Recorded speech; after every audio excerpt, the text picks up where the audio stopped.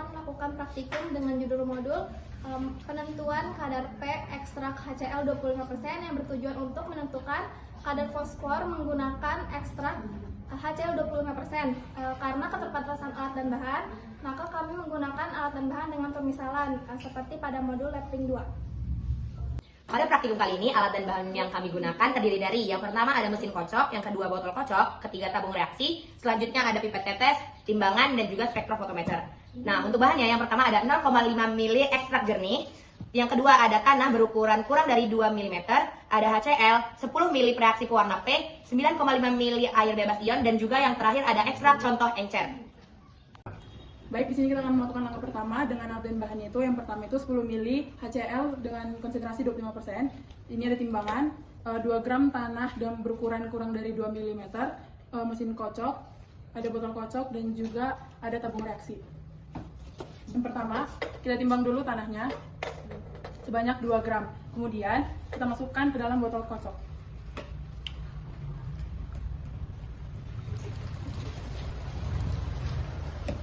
Kemudian masukkan 10 ml HCl.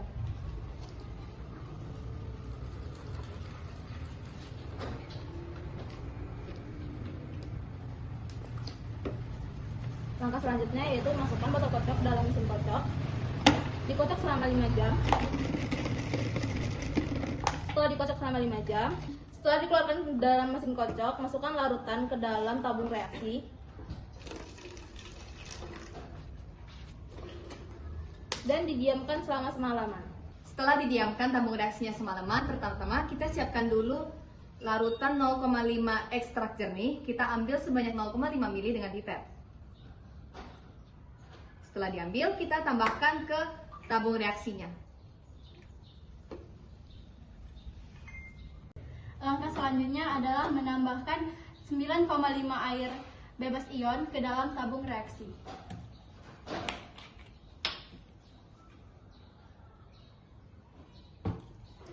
Lalu dikocok.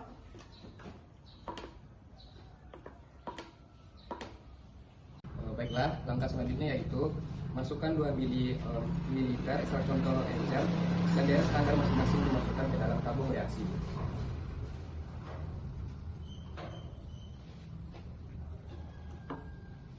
Lalu dimasukkan 10 ml larutan reaksi pewarna P dan dikocok.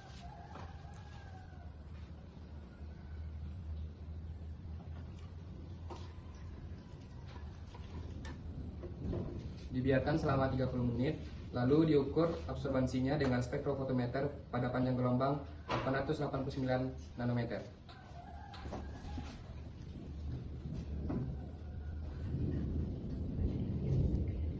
Dari prosedur yang telah dilaksanakan, ada beberapa hal yang menjadi highlight point pada prosedur percobaan kita pada saat itu.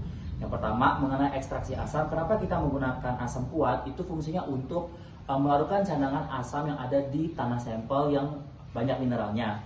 Tujuannya itu supaya ion fosfat atau P itu keluar dari fase padat dan bisa berubah menjadi fase cair.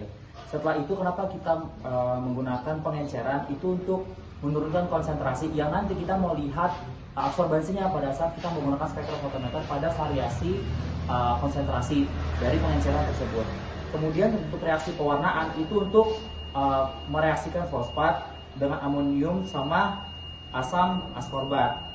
Nah, ketika kompleks warna biru terbuat, nanti kita bisa lihat hasilnya di akhir. Tapi kalau misalnya tidak, kadar P itu tidak akan bisa diprediksi atau dibaca oleh spektrofotometer yang kita gunakan ini. Kira-kira itu menjadi hal poin dari beberapa prosedur yang kita telah lakukan. Secara teoritis, yang pertama diharapkan hasil sampel yang kami lakukan percobaan itu berwarna biru. Semakin pekat warna birunya, maka semakin banyak kandungan fosfor yang terdapat dalam sampel. Lalu yang kedua, diharapkan nilai R kuadratnya itu sama dengan lebih dari 0,95. Itu menandakan bahwa pembacaan absorbansi bagus. Sekian praktikum dari kelompok 3. Terima kasih.